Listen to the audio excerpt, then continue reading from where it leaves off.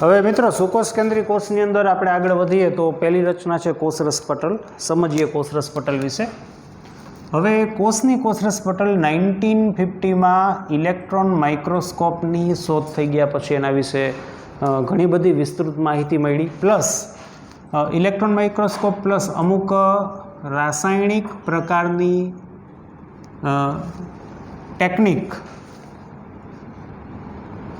અથવા તો હું કહીશ કે જૈવ રાસાયણિક પ્રકારના પ્રયોગો ને અંતે એવું પ્રસ્થાપિત થયું કે કોષરસ પટલ છે ને, કોષરસ પટલ એમાં લિપિડ જોવા મળે અથવા લિપિડ જે છે એના દ્વિસ્તર જોવા મળે.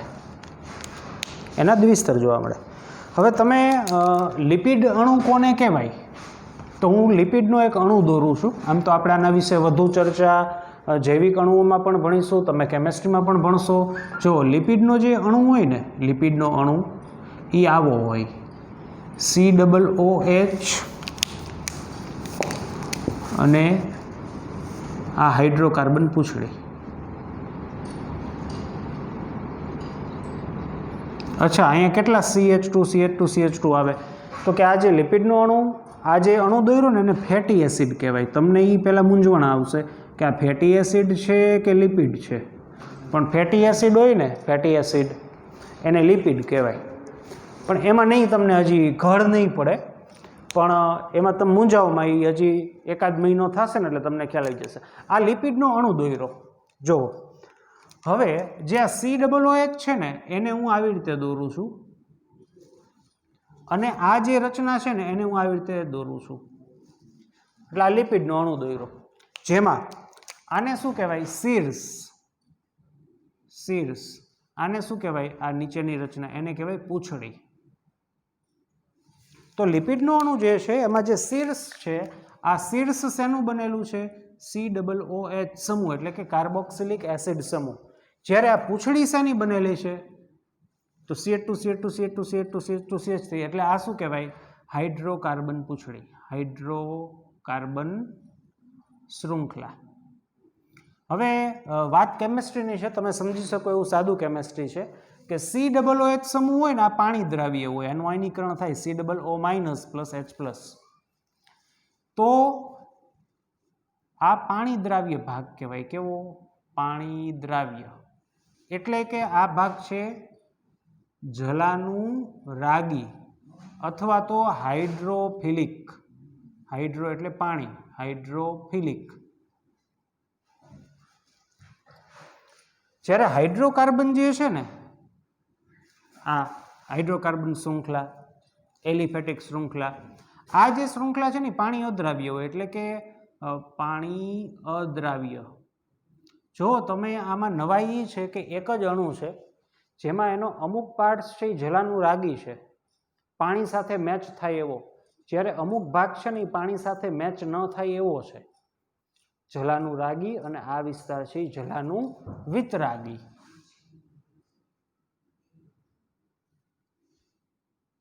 અથવા હાઇડ્રોફોબિક.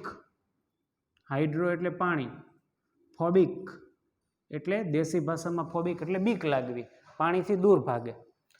હાઇડ્રો એટલે પાણી, લાઈક ગમવું, પાણીને ગમતો વિસ્તાર, પાણીમાં દ્રાવ્ય વિસ્તાર. તો કોષરસ પટલ છે ને એમાં આવી રીતના લિપિડના અણુઓના બે પડ હોય, દ્વિસ્તર હોય. એટલે આવી રીતની વાત થાય છે.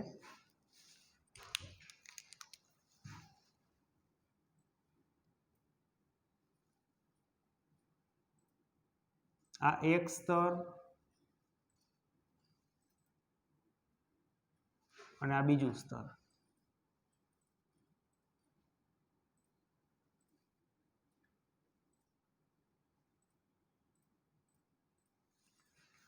રેડી? તો આવી રીતના બે સ્તર હોય. શેના? લિપિડના. રેડી? ચાલો ધ્યાન આપો. પછી જેને કહેવાય કે શરૂઆતના સમયમાં ઇલેક્ટ્રોન માઇક્રોસ્કોપની શોધ, પછી ખાસ કરીને માનવના જે રક્તકણ છે, માનવના RBC, એના ઉપર પ્રયોગો કર્યા. અમુક જૈવ રાસાયણિક પ્રકારની ટેકનિક થકી આવું જાણવા મળ્યું. રેડી? કે આપણી જે કોષરસ પટલ છે એની અંદર બે પ્રકારના લેયર મીન્સ કે દ્વિસ્તરનું લેયર હોય છે. હવે આ વાત થઈ. આ વસ્તુ ખાસ ધ્યાન રાખજો કે લિપિડનો અણુ હોય ને એ મેં આ રજૂ કર્યો, જેને ફેટી એસિડનો અણુ કહેવાય. ફરીથી કહી દઉં કે તમે મૂંઝાશો કે આ લિપિડનો અણુ, ફેટી એસિડનો અણુ, પણ એ લિપિડ જ કહેવાય. એના માટે હજી આપણે ચેપ્ટર નંબર 9 ભણશું એટલે વધુ ખ્યાલ આવશે, પ્લસ તમે કેમેસ્ટ્રીમાં ભણશો. તો આ મેં પ્રત્યેક લિપિડના અણુઓ દોર્યા છે. જોવો છે, સપોઝ કે આ કોષરસ પટલ છે, આ કોષરસ પટલ દોરું તો એનો મેં આટલો ભાગ ઝૂમ કરીને તમને દર્શાવ્યો છે. તો આ લિપિડનો અણુ જેમાં શીર્ષ ભાગ COOH, જ્યારે પૂંછડીયો ભાગ હાઇડ્રોકાર્બન શૃંખલા, અથવા તમને આવું પણ આવશે કે ધ્રુવીય શીર્ષ. કેવું? ધ્રુવીય શીર્ષ અને અધ્રુવીય પૂંછડી. આ કયા સંદર્ભે છે? તો કે આનું આયનીકરણ થાય, COOH નું આયનીકરણ થાય એટલે COO માઇનસ અને H પ્લસ. તો આ ધ્રુવ થઈ ગયા, માઇનસ ધ્રુવ પ્લસ ધ્રુવ. આમ ઉત્તર ધ્રુવ દક્ષિણ ધ્રુવ એમ નહીં, ધ્રુવ એટલે બાજુ એમ. તો આ છે એનું આયનીકરણ ન થાય એટલે આને અધ્રુવીય પૂંછડી કીધી, આને ધ્રુવીય શીર્ષ કીધું. રેડી? તો એક જ અણુ કે જેની અંદર મથાળું જે છે ને, મથાળું એ પાણીમાં દ્રાવ્ય હોય ને પૂંછડી છે ને એ પાણીમાં અદ્રાવ્ય હોય. રેડી? તો આવી વાત પ્રસ્થાપિત થઈ. પછી શું થયું જોજો, પછી આવું થયું. આગળ જોઈએ.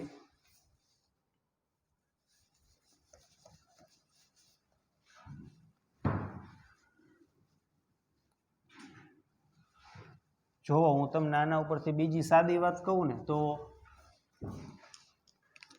આ કોષની બહારનો વિસ્તાર છે. હવે અહીંયા ધારો કે પાણી હોય કે કોઈ પણ અન્ય કોઈ રસાયણ X છે. હવે આ રસાયણ છે ને એ ધારો કે પાણી દ્રાવ્ય છે, તો આ એનું ભાઈબંધ થાય ને, આ શીર્ષ છે એનું ભાઈબંધ થાય જો આ X નામનું રસાયણ પાણી દ્રાવ્ય હોય તો.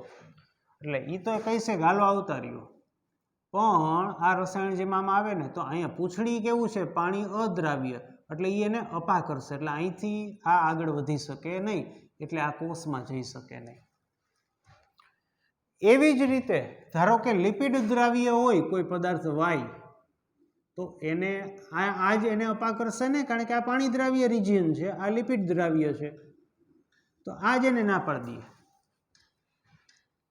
એટલે આ જે લિપિડનું જે લેયર છે, દ્વિસ્તર છે, એ હકીકતમાં કોષને બહારના પર્યાવરણથી, બહારના રસાયણોથી એને સુરક્ષિત રાખે.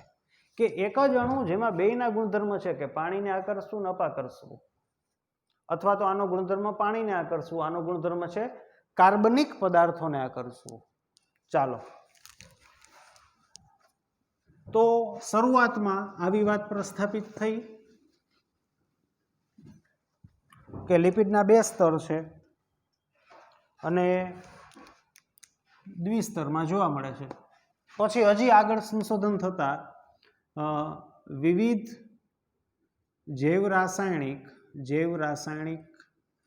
તકનીક અથવા તો પ્રયોગોને આધારે પ્રસ્થાપિત થયું કે કોષરસ પટલ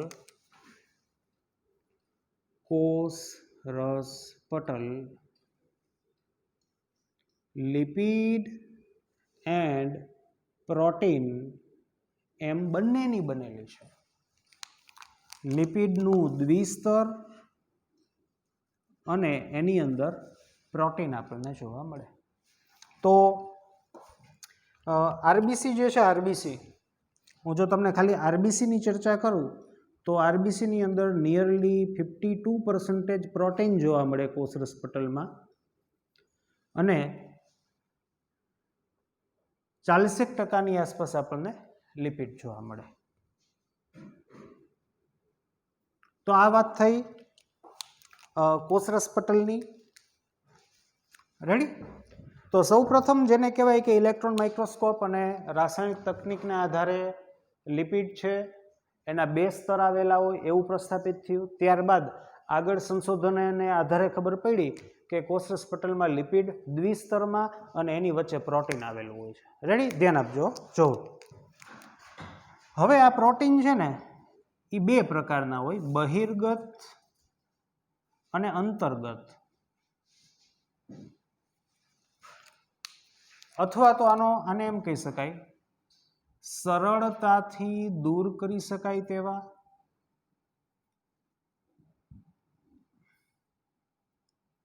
અથવા સરળતાથી દૂર ન કરી શકાય તેવા. જો એટલે હું સ્ટ્રક્ચર દોરું તો આવું થાય.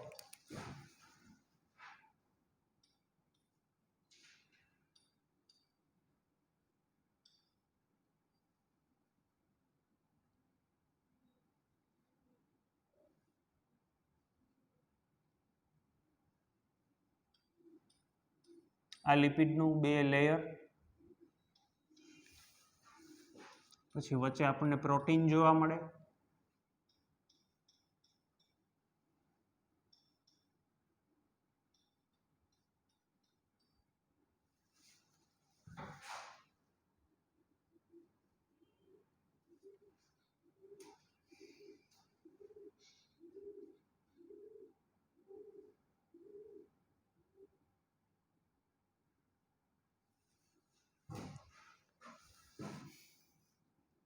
ચાલો તમે મૂંઝાશો, બે પૂંછડી દોરીશ તો ઓરિજિનલી બે પૂંછડી જોઈ પણ એ આખું કેમેસ્ટ્રી છે એટલે હવે એક જ પૂંછડી રાખવી આપણે. કોષરસ પટલની અંદર જોવા મળતો જે ફેટી એસિડ છે એમાં આપણને બે પૂંછડીઓ જોવા મળે, આપણે એક જ રાખીએ. ચાલો તો આ લિપિડ લેયર થયું, લિપિડ ફેટી એસિડના અણુઓ. હવે એની અંદર જોવા મળતા પ્રોટીન, અંતર્ગત પ્રોટીન અથવા ખૂપેલા પ્રોટીન. જુઓ આ અંતર્ગત પ્રોટીન, અંતર્ગત પ્રોટીન,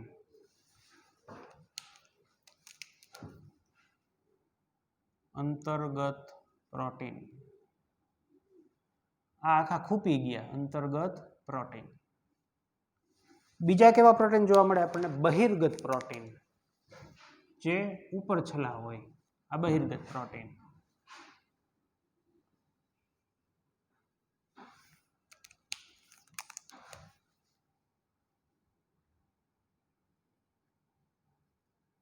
બહિર્ગત પ્રોટીન, પ્રોટીન.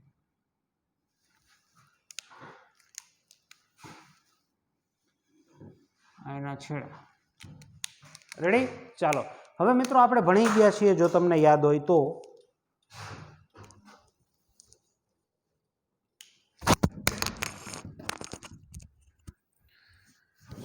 કે આ જે અંતર્ગત પ્રોટીન, અચ્છા મેં અહીંયા લખ્યું સરળતાથી દૂર કરી શકાય, તો આપણે કાંઈ હાચનિયા કંઈ દૂર કરવા ન જવાનું હોય, આ તો તમે સમજી શકો એટલા માટે આવી ભાષા મૂકી છે, એટલા માટે ટેક્સ્ટબુકે આવા શબ્દો મૂક્યા છે. બાકી આપણે કંઈ અહીંયા દૂર કરવા ન જવાનું હોય, આ કંઈ પાવડાથી દૂર ન થાય, આ સૂક્ષ્મ રચનાઓ છે.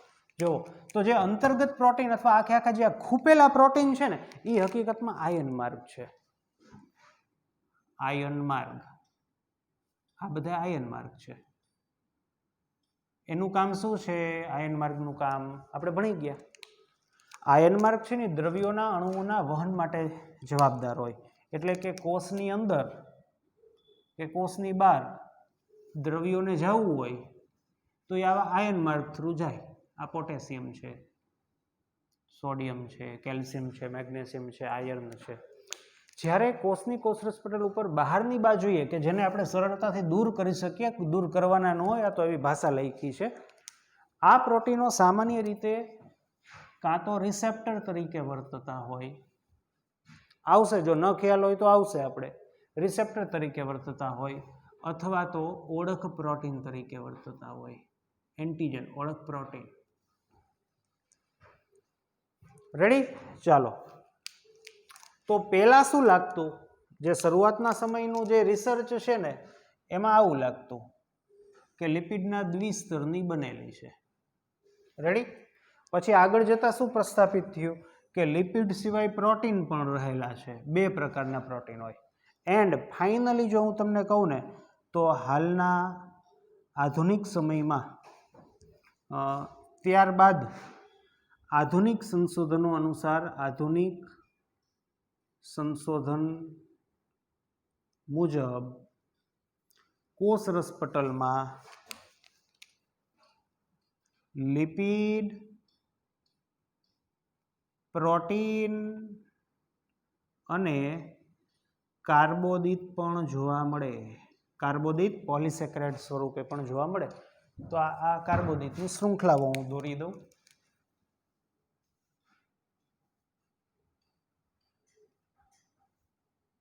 આવી રીતનું હોય આ પોલિસેકેરાઇડ શૃંખલા.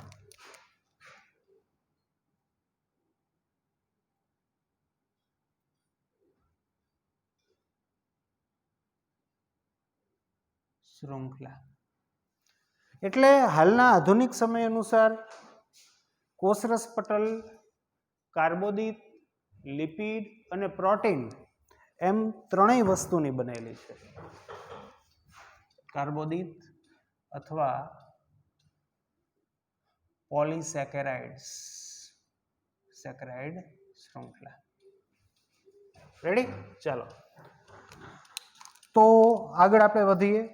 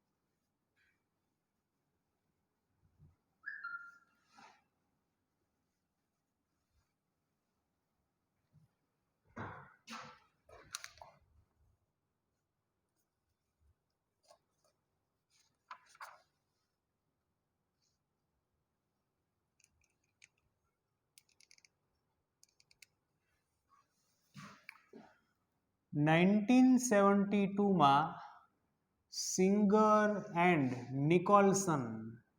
નિકોલસન નામના વૈજ્ઞાનિકે ફ્લુઇડ મોઝેઇક મોડેલ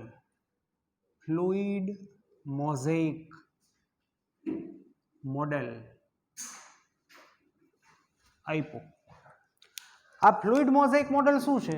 આ ફ્લુઇડ મોઝેઇક મોડેલ કોષરસ પટલ વિશે વધુ વિસ્તૃત માહિતી આપણને આપે છે.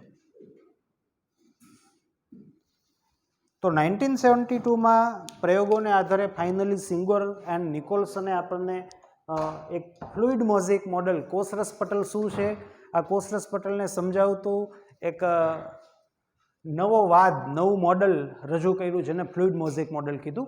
તો આપણે અત્યાર સુધી શું જાણતા હતા? તો અત્યાર સુધીના જે સંશોધનો છે એના દ્વારા એવું પ્રસ્થાપિત થયું કે કોષરસ પટલ લિપિડની બનેલી છે, એમાં દ્વિસ્તર છે, પ્રોટીન જોવા મળે, બહિર્ગત પ્રકારના પ્રોટીન, અંતર્ગત પ્રકારના પ્રોટીન, મીન્સ કે ખૂપેલા હોય, સંપૂર્ણ રીતે સંક્ષેપિત હોય કોષરસ પટલમાં એવા પ્રોટીન. હવે આ સાહેબે શું કીધું ખબર છે? બહુ મહત્વની વાત કીધું. આનું મેઇન એક વસ્તુ છે. આ સાહેબે કીધું કે કોષની કોષરસ પટલ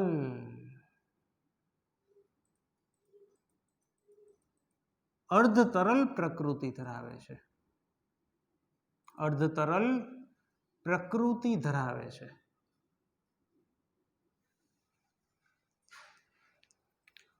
અને તેથી કોષરસ પટલ ઘણા ખરા કાર્ય કરવા માટે સમર્થ છે. શું છે? સમર્થ છે. સમજીએ આપણે. એક્ઝામ્પલ તરીકે કોષની વૃદ્ધિ,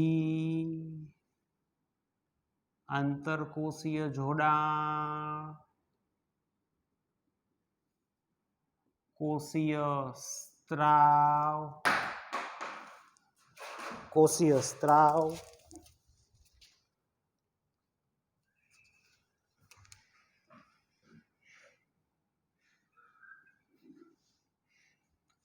અંતઃભક્ષણ વગેરે. ચાલો હવે આ શું કહે છે આપણને? યસ, આનું એક સ્ટેટમેન્ટ કે જે ખૂબ જ મહત્વનું છે કે કોષની કોષરસ પટલ અર્ધ તરલ પ્રકૃતિ ધરાવે છે. હવે અર્ધ તરલ કોને કહેવાય? પહેલા તો તરલ કોને કહેવાય? યસ, તરલ કોને કહીશું? તો કે જે પ્રવાહી હોય ને, પ્રવાહીને તરલ કહી. તરલનું મિકેનિક્સ ફિઝિક્સમાં આવો, યસ, ફ્લુઇડ મિકેનિક્સ આવે એમ. તો તરલ એટલે પ્રવાહી, અર્ધ તરલ એટલે અડધું પ્રવાહી. એક્ઝામ્પલ તરીકે યસ, માખણ, જામેલું ઘી, જામેલું તેલ, પછી ચીઝ, આ બધું અર્ધ તરલ કહેવાય. તો હવે હું તમને એ કહું કે માખણ હોય, ચીઝ હોય, આ બધું બને એ છે શું? લિપિડ છે એક પ્રકારનો. તો મોટે ભાગે લિપિડ હોય ને એ અર્ધ તરલ પ્રકૃતિ ધરાવતો. દેશી ભાષામાં કહું તો પોચા. આપણે આ કહેવા આમ પોચું હેક નહીં. શું કામ? તો આ ખેંચું એ શું ખેંચું? આ શેને અડી? આ આપણે શેને ઈડા? લિપિડને અડી. કોષની કોષરસ પટલ આવી છે એટલે. લિપિડ અને પ્રોટીન છે ને એ સામાન્ય રીતે અર્ધ તરલ જેવા હોય, અને કાર્બોદિત છે ને એ સામાન્ય રીતે કઠણ હોય, બરડ હોય. તમે ખાંડ જોવો ને, ખાંડ તમે જોવો, તમે સમજી શકો એવા એક્ઝામ્પલ આપો. ચાલો જોવો. તો સાહેબે શું કીધું કે સિંગર અને નિકોલસનનો મેઇન જેને કહેવાય કે આ એને નવું કાઢ્યું, જેને કહેવાય ને અત્યાર લગી શું હતું એ આપણને ખબર હતી, પણ આ નવું કાઢ્યું. તો આપણી કોષરસ પટલ છે ને એ લચીલી છે. કેવી છે? લચીલી. એ માખણ જેવી છે કે તમે એને હલાવો ને તો એમ સ્ટ્રેચેબલ છે. અને એ સ્ટ્રેચેબલ છે એટલે જ અમુક ક્રિયાઓ થઈ શકે છે. શું? કોષની વૃદ્ધિ. કોષની વૃદ્ધિ એટલે શું?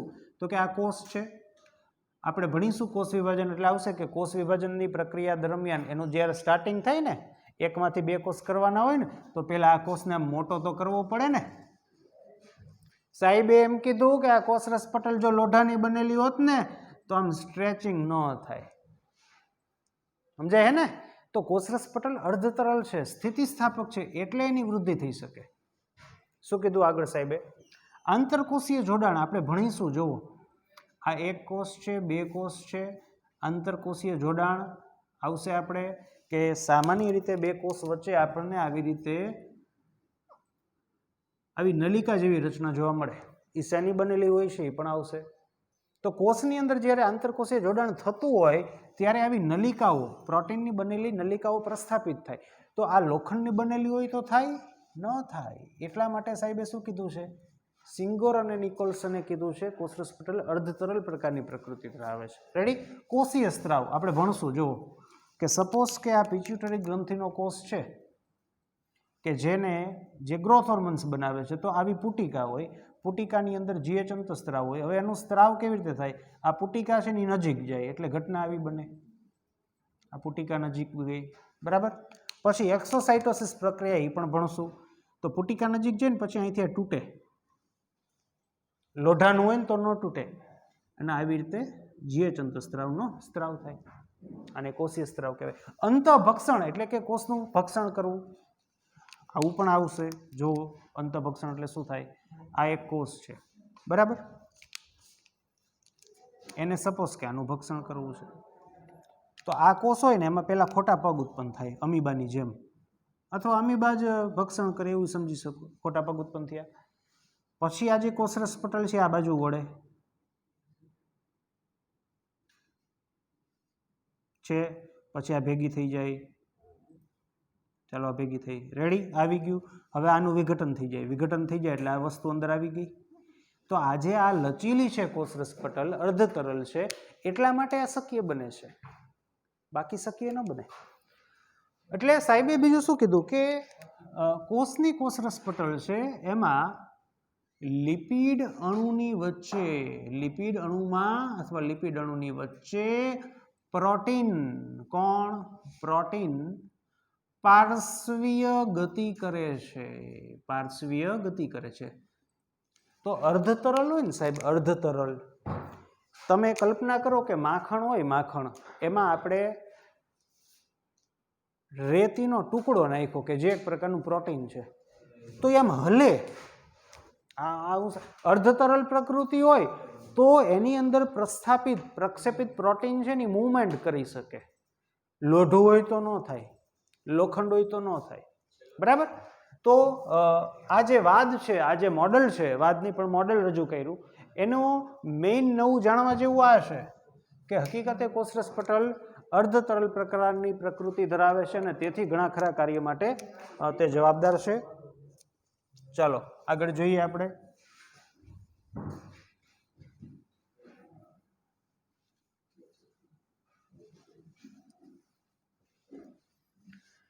કોષરસ પટલનું મુખ્ય કાર્ય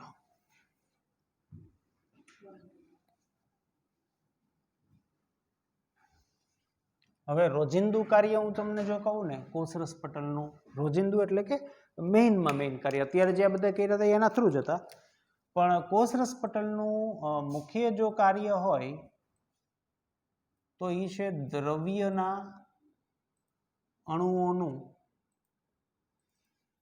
વહન કરવું શું કરવું વહન દ્રવ્યના અણુઓનું વહન કરવું એટલે કે અણુઓને કોષની આરપાર જવા દેવા હવે દ્રવ્યના અણુઓનું વહન છે ને એ સામાન્ય રીતે 3 રીતે થાય એકને કહેવાય નિષ્ક્રિય વહન એન્ડ સક્રિય વહન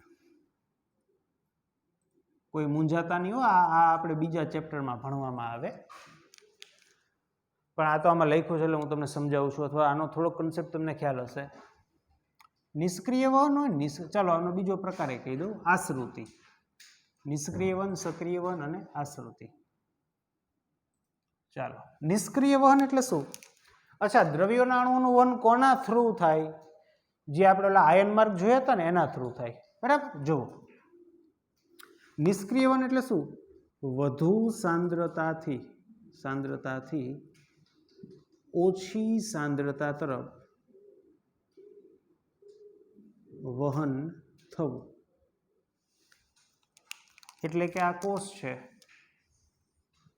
કોષની અંદર 5 સોડિયમના અણુ છે 10 સોડિયમના અણુ છે તો વધુ સાંદ્રતા ક્યાં થાય 12ની બાજુએ થાય અહીંયા વધુ સાંદ્રતા અહીંયા ઓછી સાંદ્રતા તો અહીંયા શું હોય આપણને પંપ જોવા મળે અથવા તો આયન માર્ગ જોવા મળે આ છે સપોઝ કે સોડિયમ આયન માર્ગ તો 12થી આ સોડિયમ છે ને એ ક્યાં જાય અંદર જાય ક્યાં સુધી બંનેની સાંદ્રતા સમાન ન થાય ત્યાં સુધી અથવા આમ પણ થઈ શકે કે સપોઝ કે કોષની અંદર 10 પોટેશિયમ અણુઓ છે અને 5 પોટેશિયમ અણુઓ છે આ પોટેશિયમ માર્ગ છે ધારો કે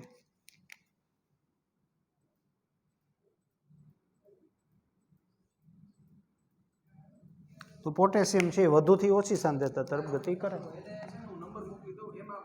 આવી રીતે બહાર ગતિ કરે રેડી ચાલો સક્રિય વહન એટલે શું થાય અત્યારે હું તમે સાદી રીતે સમજી શકો એવી એટલા માટે હું સમજાવું છું બાકી આના વિશે આપણે બહુ ડિટેલમાં ભણવાનું આવશે દ્રવ્યના અણુ જો બીજી વાત કરું અહીંયા જે વહન થાય ને એમાં કાંઈ ઉર્જા વપરાય નહીં તો દ્રવ્યના અણુનું આમાં શું તું વધુથી ઓછી આમાં ઊંધું આવે ઓછીથી વધુ સાંદ્રતા તરફ વહન થવું જો આમાં આવું થાય આ કોષ છે સપોઝ કે આ છે આયન માર્ગ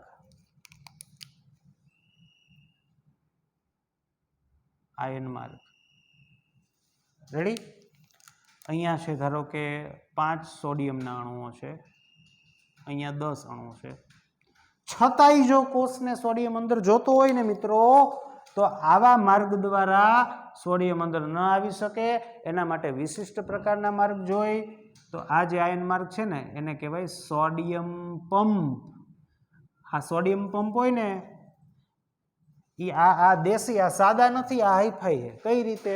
આ છે ને પંપ, એ ઉર્જાનો ઉપયોગ કરીને આને ખેંચે. હોય કેવું કહું, આમ તો આપણે ભણશું પણ હું તમને કહી દઉં કે આ ફજર જેવું હોય, ચકેડા જેવું હોય કે આની ઉપરની સપાટીએ સોડિયમ બેસી જાય ને પછી આ પ્રોટીન હોય ને આમ ફરે એટલે અંદર મુક્ત થઈ જાય. અહીંયા સોડિયમ બેસે પછી આમ ફજરની જેમ આમ ફરે પછી સોડિયમ અંદર આવતું રહે પછી અંદર મુક્ત થઈ જાય. તો આ આમ ફરે ને તો એ ફરવા માટે શેની જરૂર પડે?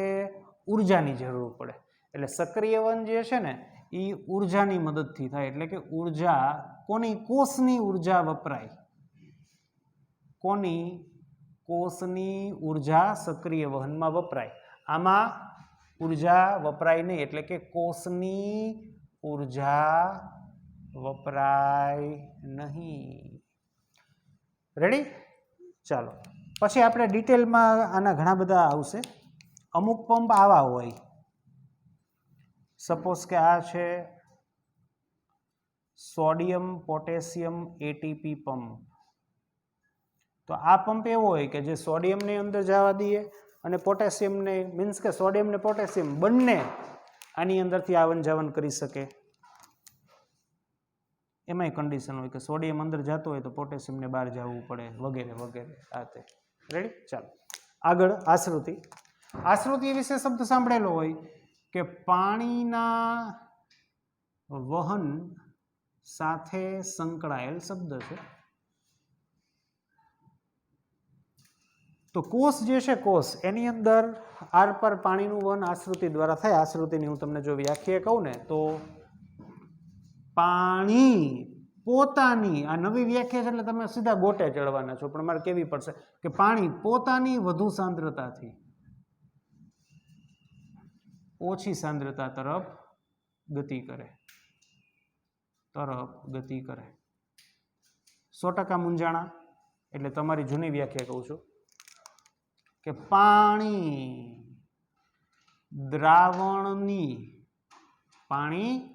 દ્રાવણની ઓછી સાંદ્રતાથી દ્રાવણની વધુ સાંદ્રતા તરફ ગતિ કરે. એમાં શું અત્યાર સુધી ગોઈખું હોય ને એટલે આ બધું નડે બધું. આ પણ એ આપણે આ પાર્ટ એ, પાર્ટ બી 10 ગ્રામ NaCl 2 ગ્રામ NaCl. તો પાણી ક્યાંથી ક્યાં જાય? પ્લસ પાણી, મીન્સ કે અહીંયા પાણી છે, એમાં 2 ગ્રામ મીઠું છે, અહીંયા પાણી છે, 10 ગ્રામ મીઠું છે. પાણી ક્યાં જાય? અહીંથી આમ જાય કે દ્રાવણની ઓછીથી વધુ સાંદ્રતા તરફ ગતિ કરે. આ તમે ગોઈખું હોય. આ એકદમ નવો કન્સેપ્ટ છે, આપણે ભણવાનો છે. આ જે પણ ચર્ચા કરી ને આમાં તમને કાંઈ ન ખબર પડે અત્યારે, પણ આ કોષરસ પટલનું કાર્ય છે. આ કોષરસ પટલનું કાર્ય છે. તો આની ચર્ચા આપણે ચેપ્ટર નંબર 11માં કરશું. ચેપ્ટર નંબર 11માં બહુ ડિટેલમાં કરશું. રેડી? તો આ યસ, આ છે કોષરસ પટલનું કાર્ય. તો મેઇન હું તમને મુદ્દા કહું ને મિત્રો, તો કોષરસ પટલની અંદર લિપિડની બનેલી છે. લિપિડનો અણુ મીન્સ કે ફેટી એસિડનો અણુ, ધ્રુવીય શીર્ષ, અધ્રુવીય હાઇડ્રોકાર્બન પૂંછડી, સિંગોર અને નિકોલ્સને શું કીધું, આ વસ્તુ જે છે ખૂબ જ મહત્વની છે. આમાં જરાય મૂંઝાતા નહીં. સોડિયમ પોટેશિયમ એટીપી પંપ, નિષ્ક્રિય વન, સક્રિય વન, આશ્રુતિ, આ બધી વસ્તુઓ આપણે ભણવાની છે. તો મળીએ ફરીથી આપણે નેક્સ્ટ લેક્ચરની અંદર.